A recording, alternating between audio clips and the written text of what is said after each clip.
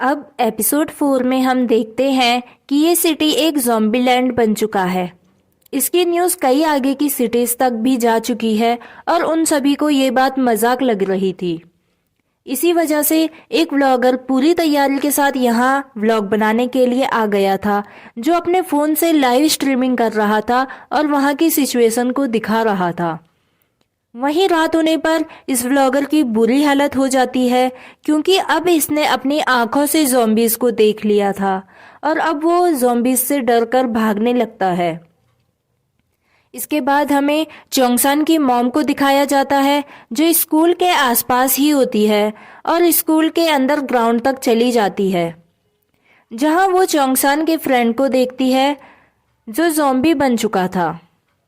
लेकिन उसकी मॉम को ये पता नहीं था और अब वो ग्योंगसू से चोंगसान के बारे में पूछने लगती है कि चोंगसान कहाँ है।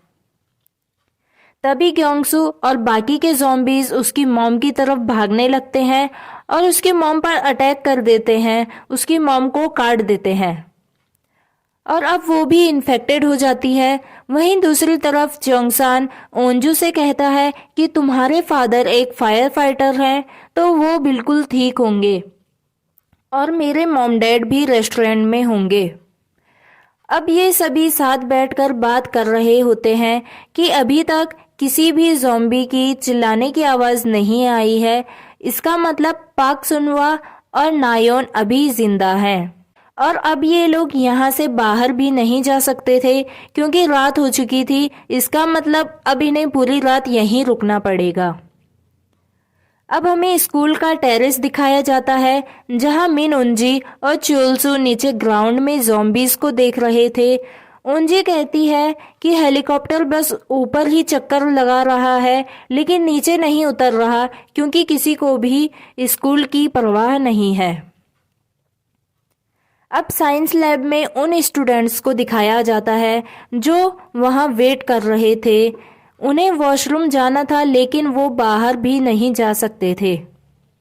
तभी ओंजू कहती है कि मेरे डैड ने मुझे कुछ सर्वाइविंग टिप्स दे रखी है कि अगर हम ऐसी सिचुएशन में फंस जाएं तो हमें टेम्पररी वॉशरूम बना लेना चाहिए। वहीं पॉलिटिशियन हॉल में ओंजू के डैड अनाउंसमेंट करते हैं कि आज रात उन्हें यहीं रुकना पड़ेगा। कल मॉर्निंग में 11 बजे तक हेलीकॉप्टर आप सभी को लेने के लिए छत पर आ जाएगा। ओंजू के डैड भी उन सभी के लिए टेम्पररी वॉशरूम बना देते हैं। अब ओंजू के डैड उस लेडी को बताते हैं कि उन्हें अपनी बेटी को ढूंढने के लिए जाना है, लेकिन वो लेडी ओंजू के डैड को जाने नहीं देती और उन्हें वहीं रोक देती है। वहीं दूसरी तरफ ग्वेनाम किचन से एक चाकू लेकर साइकिल में बैठकर स्कूल से भागने की कोशिश करता है, लेकिन तभी उसकी साइकिल की चेन निकल जाती है और उसके पीछे बहुत ज़्यादा ज़ॉम्बीज़ भागने लगते हैं, जिस वजह से वो साइकिल छोड़कर वापस स्कूल की तरफ भागने लगता है और प्रिंसिपल के ऑफिस में पहुंच जाता है और ज़ॉम्बीज़ से लड़ने लगता है। वहीं ऑफिस में प्रिंसिपल भी छुपे हुए थे। अब हमें वॉशरूम में फंसे स्टूडेंट्स को दिखाया जाता है, जो आपस में इस बात पर बहस कर रहे होते हैं कि उन्हें इस वक्त यहाँ से बाहर निकलना चाहिए, क्योंकि रात के अंधेरे में कोई ज़ॉम्बी उन्हें देख नहीं पाएगा। लेकिन वो सभी इस बात से सहमत नहीं थे। उनका कहना था कि उन्हें यहाँ पर सुबह तक का वेट करना चाहिए और अब दोनों लड़कियों के बीच हाथापाई होने लगती है। अब हमें उस व्लॉगर को दिखाया जाता है जो लाइक और सब्सक्राइबर्स पाने के लिए अपनी जान को खतरे में डालकर इधर तक आ चुका था और अब वो खुद की ही जान बचाने के लिए इधर उधर भाग रहा था। भागते भागते वो एक प्ले स्कूल के अंदर पहुंच जाता है, जहां पहले तो काफी शांति होती है, लेकिन अचानक से छोटे छोटे बच्चे जो ज़ॉम्बी बन चुके थे उसकी तरफ भागने लगते हैं और उसे घेर लेते हैं। पुलिस स्टेशन में डिटेक्टिव मिस्टर ली पे गुस्सा कर रहे होते हैं कि उसकी वजह से शहर की क्या हालत हो चुकी है। उन लोगों की जान भी खतरे में है जो मासूम है। माना कि सारे लोग अच्छे नहीं हैं, लेकिन उन लोगों का क्या जिन्होंने किसी का कुछ भी नहीं बिगाड़ा। तब मिस्टर ली अपने बेटे जिनसू के बारे में बताते हैं कि उन लोगों ने जिनसू की इतनी बुरी हालत कर दी थी कि वो अपना हाथ काटने लगता है।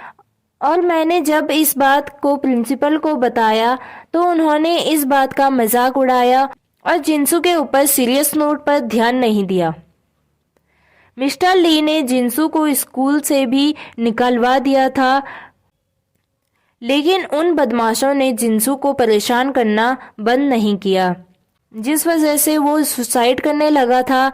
और फिर उन्हें अपने बेटे पर इस वायरस को इंजेक्ट करना पड़ा ताकि वो उन सभी से डरने के बजाय फाइट बैक कर सके।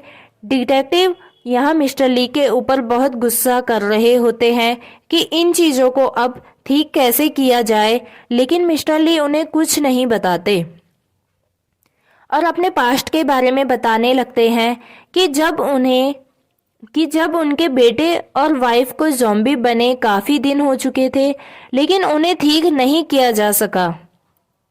डिटेक्टिव मिस्टर ली को कहते हैं कि इस जगह को जल्द ही खाली किया जाने वाला है और मिस्टर ली को लेकर बाहर आने लगते हैं।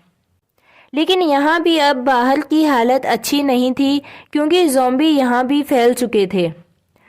मिस्टर ली ये देखकर पहले खुश हो रहे थे, लेकिन फिर वो अपनी गलती सुधारने की सोचते हैं और डिटेक्टिव को बताते हैं कि तुम्हें एंटीडोट लाने के लिए स्कूल की साइंस लैब में जाना पड़ेगा। वहाँ मेरा लैपटॉप है जिसके अंदर एंटीडोट मिल जाएगा। इसके बाद मिस्टर ली ज़ॉम्बीज़ को रोकने के लिए खुद की जान खतरे में डाल देते हैं। वो सभी ज़ॉम्बीज़ को अपने ऊपर ले लेते हैं ताकि डिटेक्टिव वहाँ से भाग सके, और अब सिर्फ डिटेक्टिव को ही उस एंटीडोट के बारे में पता है। और अब मिस्टर ली जिन्होंने इस वायरस को बनाया वो भी ज़ॉम्बी बन चुके हैं। डिटेक्टिव स्कूल की तरफ जा रहे होते हैं, लेकिन बाहर सभी जगह ज़ॉम्बी ही ज़ॉम्बी होते हैं। तभी उन्हें एक पुलिस ऑफिसर मिलता है जो अभी तक इन्फेक्टेड नहीं था, और अब डिटेक्टिव और वो पुलिस ऑफिसर दोनों मिलकर स्कूल की तरफ जाते हैं। अब अगली सुबह हो चुकी थी। स्टूडेंट नीचे पार्क में देखते हैं, लेकिन कुछ भी नहीं बदला था। ज़ॉम्बी अभी भी वहीं थे और कोई रेस्क्यू टीम भी अभी तक नहीं आई थी। वहीं दूसरी तरफ हैरी और मीजिन भी वॉशरूम की विंडो से बाहर देखते हैं कि अब यहाँ बचाने वाला कोई नहीं आने वाला है और अब हमें यहाँ से निकलना पड़ेगा। हैरी कहती है कि हम सबसे पहले सेकंड फ्लोर पर जाएंगे क्योंकि वहाँ पर मेरा भाई भी है।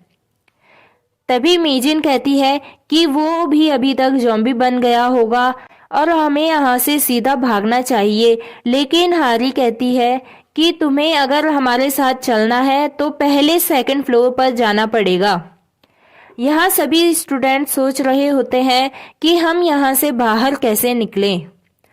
अंजू कहती है कि हमें एक बार और इमरजेंसी कॉल करनी चाहिए क्योंकि शायद उन्हें लग रहा होगा कि स्कूल में अब कोई भी नहीं बचा है, जिस वजह से कोई भी रेस्क्यू टीम नहीं आ रही है।